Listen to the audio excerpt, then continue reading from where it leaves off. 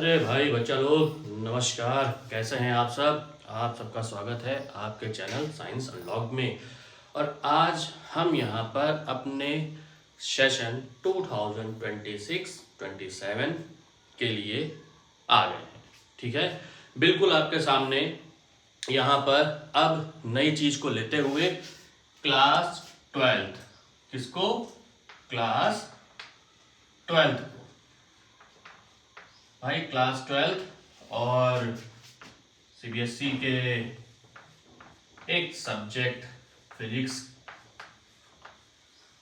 Code है 042।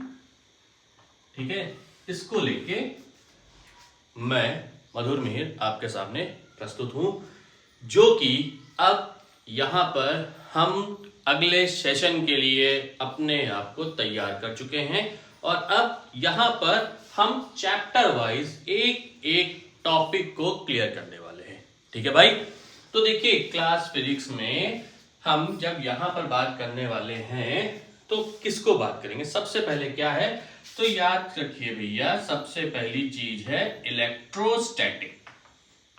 क्या है वो? इलेक्ट्रोस्टैटिक, हिंदी में स्थिर वैद्युतिकी बोलते हैं। देखिए यहां पर एक चीज समझिए, जब मैंने यहां पर लिखा है इलेक्ट्रोस्टैटिक्स, तो इलेक्ट्रोस्टैटिक्स को अगर हम तोड़ें तो एक वर्ड आता है इलेक्ट्रो। क्या आता है? इलेक्ट्रो। अब इलेक्ट्रो से मतलब क्या आ गया? इलेक्ट्रिक। ठीक है, दूसरा वर्ड आता है स्टैटिक। देखिए स्टैटिक, ठीक है, ये याद रखिए। अगर इसको आप देखते हैं तो ये कहीं ना कहीं इलेक्ट्रो और ये जो भाई साहब है स्टैटिक, ये कहीं ना कहीं किसको शो करता है? ये शो करता है चार्ज को। किसको शो करता है? चार्ज को। ठीक है, और ये स्टैटिक का मतलब क्या है? स्टैटिक हमेशा याद रखिएगा, स्टैटिक का मतलब क्या है? There is no movement. ठीक है, देयर इज नो मूवमेंट। हम उस कंडीशन पे बात कर रहे हैं जो कि किस पे होगी? एट रेस्ट पे होगी।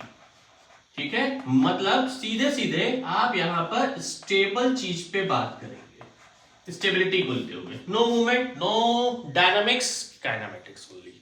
ठीक है, तो भैया क्लास 12th, अब मैं 12th ही कहूंगा। क्यों? क्योंकि यहां जो हमारे 11th वाले हैं वो 12th में एंटर कर चुके हैं। ठीक है ना, तो ये टॉपिक, ये यूनिट, ये जो आपकी यूनिट है इलेक्ट्रोस्टैटिक, ये बहुत इंपॉर्टेंट है। ठीक है, क्यों? क्योंकि यहां पर आपके कुछ ऐसे टॉपिक हैं जो कि इंपॉर्टेंट डेरिवेशंस को दिखाते हैं, साथ ही साथ यहां से मैक्सिमम मार्क्स आपके यूनिट के बनते हैं। ठीक है, तो आइए भाई, जब हम इलेक्ट्रोस्टैटिक्स की बात करते हैं तो सबसे पहले हमारा यहां पर जो टॉपिक बनता है वो होता है कूलॉम्स लॉ, मतलब कूलॉम्स लॉ। अब कूलाम का नियम, ठीक है, अब ये जो कूलॉम्स लॉ है इसको समझने से पहले फिर समझिए कूलाम का नियम। हम बार बार गलती करते हैं, कूलाम बोलते हैं, कूलॉम्स है। ठीक है, बी साइलेंट है, कूलाम्स लॉ। ठीक, ये साइंटिस्ट का नाम था, फिजिसिस्ट थे ये। ठीक है, उन्होंने चार्ज की प्रॉपर्टी के ऊपर काम किया, चार्ज पे काम किया, चार्ज को समझा, किस तरीके से उसका बिहेवियर होता है, नेचर होता है, फिर वहां पर लॉ दिया। ठीक है, समझ में आया? ठीक, वेरी गुड।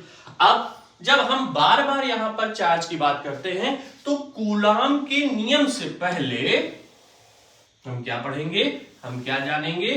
क्योंकि ये जानना हमारे लिए बहुत ही जरूरी है, जिसके ऊपर ये यूनिट ही है जिसको हम कहते हैं, वो इस यूनिट का बेताज बादशाह है। कौन है भाई बेताज बादशाह? चार्ज। ताज नहीं है इसके ऊपर, लेकिन है ये बेताज बादशाह। ठीक है, तो क्यों है? क्योंकि पूरी की पूरी यूनिट, पूरी के पूरे चैप्टर्स इसी पे डिपेंड है। ठीक है, आइए समझिए चार्ज क्या है। देखिए, अगर आपने थोड़ी सी केमिस्ट्री पढ़ी हुई है, थोड़ा सा आपको इस नॉलेज है, तो आप एक चीज जानते हैं कि हमारी जो सराउंडिंग है वो किस पे बनी है, मैटर से, ठीक है, मैटर। अब मैटर से ही हम क्या निकल के आता है, हमारा एक एटम, हम वहां से क्या निकालते हैं, एटम निकालते हैं, ठीक है, क्या निकालते हैं, एटम। अच्छे समझ लीजिए बेटा, ठीक है। एटम जो होता है वो 3 सब पार्टिकल से मिलकर बना होता है, ठीक, कौन कौन से, एक हो गया इलेक्ट्रॉन, एक कौन हो गया, इलेक्ट्रॉन, समझ लीजिएगा अच्छे से, एक हो गया प्रोटॉन और फिर एक हो गया न्यूट्रॉन,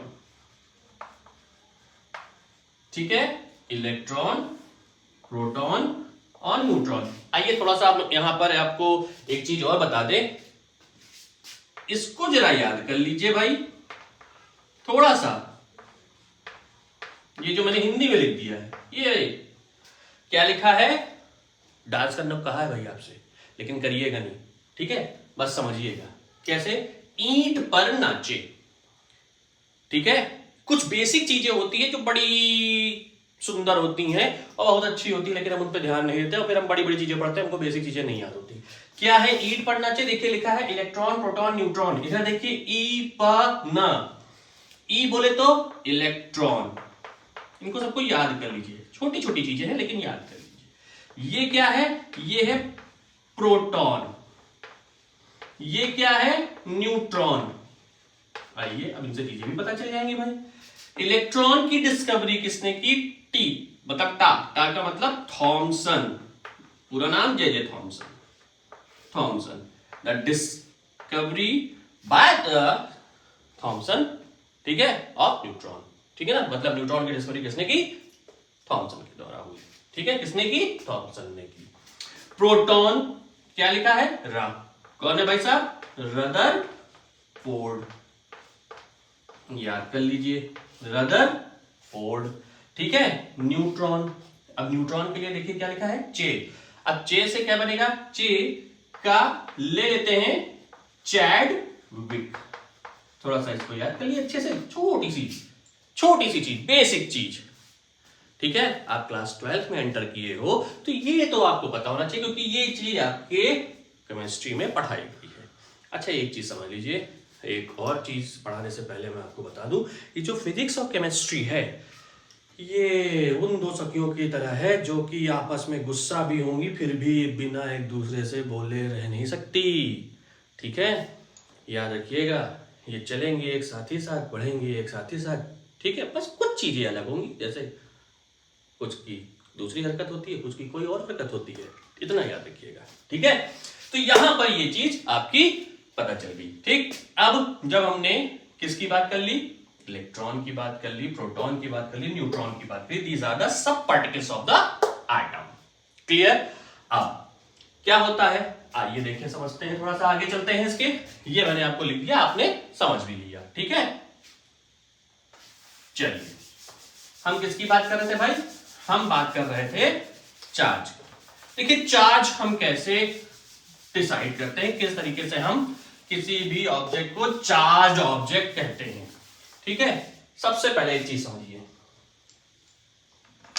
ये मेरे क्या है, हाथ, हथेली, चार्ज की अगर हम बात करें, मैंने क्या लिखा था, मैटर, भाई मैटर है इसमें, मैटर में सबसे बड़ी चीज क्या आती है, स्पेस, वॉल्यूम, ठीक है, जगह और मास, मतलब ये एक फंडामेंटल क्वांटिटी हो गई मास की, ये भी चार्ज भी एक फंडामेंटल क्वांटिटी है, याद रखिएगा, ठीक है। तो क्या होगा, अगर मैं अपने इस हथेली को अपनी दूसरी हथेली से रब करूं, ठीक है, मैंने इसको रब किया तो कुछ देर के बाद क्या होगा, मेरी हथेलियां गर्म हो जाएंगी। अगर मैं इसको ऐसे रोक दूं और इसको इसके ऊपर रब करूं, ठीक है, तो क्या हो रहा है, यहां से ये काम कर रही है इसके ऊपर, मतलब अब यहां पर समझिएगा, अब इसको थोड़ा सा मैं यहां से समझाऊंगा, समझिए, मेरी एक हथेली ए है, दूसरी हथेली बी है, ठीक है। क्या मेरी हथेली को अगर आप एटम कंसीडर करते हैं, समझ लीजिए, क्योंकि भाई मैटर है, मैटर में एटम आता है, तो ये भी एटम है, ये भी एटम, ये ए एटम, ये बी एटम है, दोनों एक ही जैसी, बस ए और बी डिफरेंस दिखाने के लिए हमने बता दिया। ठीक है, अच्छे से समझ लीजिएगा। इसमें भी इलेक्ट्रॉन है, प्रोटॉन है, न्यूट्रॉन है। समझिए, इलेक्ट्रॉन है, प्रोटॉन है, न्यूट्रॉन है, अच्छे से समझिएगा। जब इसने इसके ऊपर क्या किया, रब हुआ, घिसाया से मैंने यूं, ठीक है, उसमें क्या हुआ, उसमें हुआ दोनों के बीच में फ्रिक्शन, हिंदी में क्या बोलते हैं, घर्षण। ठीक है, याद कर लीजिए भैया। ठीक है, जब दो ऑब्जेक्ट आपस में टकराते हैं तो उनके बीच में फ्रिक्शन जरूर होता है, इस तरीके से। ठीक, आइए, ठीक है। अब कोई लोगों से कैसा टकराने पे कोलिजन होता है, वो अलग चीज है। यहां पर ये चीज हो रही थी। ठीक है, ठीक। Electron, proton, neutron. देखिए, न्यूट्रॉन जो होता है वो कैसा होता है, वो होता है चार्जलेस। कैसा होता है, चार्जलेस। ठीक है, कैसा होता है, चार्जलेस होता है। ठीक। प्रोटॉन जो होता है वो कैसा होता है, पार्टिकल पॉजिटिव। ये कैसा होता है, ये होता है निगेटिव। अब समझिए, आइए, जब इसने इसके ऊपर काम किया, रब हुए, तो यहां से चूंकि जो इलेक्ट्रॉन्स होते हैं एटम में, इलेक्ट्रॉन से क्लास 11 में आप पढ़ चुके हैं, इलेक्ट्रॉन्स जो होते हैं वो शेल में चारों ओर घूम रहे होते हैं। ठीक है, ये होते हैं मूवेबल, ये नहीं होते। तो ये अब क्या होंगे, ये इधर इधर ट्रांसफर हो जाएंगे, इलेक्ट्रॉन्स का ट्रांसफर होगा।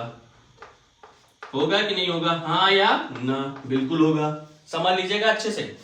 ठीक है, जब ये ट्रांसफर होंगे तो इधर से क्या होगी, इलेक्ट्रॉन की डेफिशिएंसी होगी, क्योंकि इलेक्ट्रॉन इधर से मूव हो रहे हैं। ठीक है, फिर समझिए, अब जब इधर से इलेक्ट्रॉन की डेफिशिएंसी होगी तो इधर क्या होगी, इलेक्ट्रॉन की एफिशिएंसी होगी। एफिशिएंसी मतलब ये एफिशिएंट मोड में आ जाएंगे, अच्छे खासे मोड में। ठीक है, तो जब इधर आएंगे तो अब ये टेंडेंसी किसकी होगी, मतलब अगर इस पे से नेगेटिव चार्ज जा रहा है, इधर नेगेटिव चार्ज एक्सेप्ट हो रहा है, तो इधर से तो पॉजिटिव, ये कौन हो गए, ये पॉजिटिव हो गए। ठीक है, ये पॉजिटिवली हो गए। ये कौन हो गए, ये अब चूंकि इनके ऊपर इलेक्ट्रॉन्स आ गए तो अब ये निगेटिव हो गए। तो इसका मतलब क्या हो गया, अब ये ऑब्जेक्ट, ये भी कैसा हो गया, ये भी चार्ज्ड हो गया, और ये भी कैसा हो गया, ये भी चार्ज्ड हो गया। ठीक है, कैसा चार्ज हो गया, ये चार्ज हो गया पॉजिटिवली चार्ज्ड,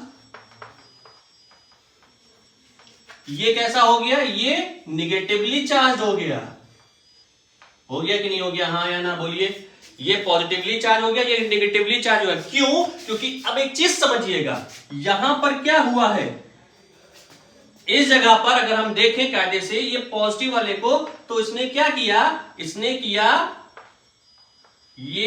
किया डोनेट, डोनर हुआ, ये डोनेट करता गया। ठीक है, समझ में आ गया। ये कौन हो गए, ये हो गए, अगर कायदे से हम देखें तो ये हो गए एक्सेप्टर।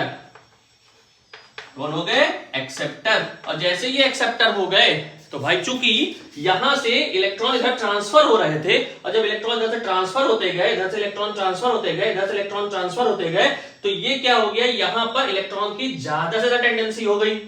ठीक है, जब यहां इलेक्ट्रॉन सफिशिएंट मात्रा में हो गए तो इन्होंने इलेक्ट्रॉन को बढ़ा दिया। ठीक है, उसकी मात्रा को, उसके अमाउंट को, देखिए मैं मात्रा, अमाउंट मतलब मास। ठीक है, तो वहां पे क्या बढ़ा, तो वहां पे चार्ज बढ़ा, वो चार्ज ऑब्जेक्ट हो गया। ये कौन सा हो गया, क्योंकि यहां इलेक्ट्रॉन नेगेटिव चार्ज हुआ तो ये नेगेटिवली चार्ज, ये कौन सा हुआ, ये पॉजिटिव हुआ तो ये पॉजिटिवली चार्ज। अब समझ में आ गया, ये है चार्ज की बात। ठीक है, तो इसका मतलब चार्ज, अगर हम बात करें तो किसी भी ऑब्जेक्ट की चार्ज क्या है, वो उसकी मूलभूत प्रकृति है, जिसमें कि वो क्या करता है, या तो चार्ज का मतलब आवेश का लॉस करता है, ठीक है, या गेन करता है। समझ में आ गया। ठीक है, ये हो गया क्या चीज, ये हमने चार्ज के ऊपर बात कर ली। ठीक, बेसिक प्रॉपर्टी, बेसिक चीज यहां पर ये आपको समझनी थी। ठीक है, समझ में आया भैया, अच्छे समझ लीजिए। अभी मैं आपको एक और चीज समझाऊंगा, पॉजिटिव नेगेटिव के बारे में, अट्रैक्शन और रिपल्शन के बारे में। ठीक है।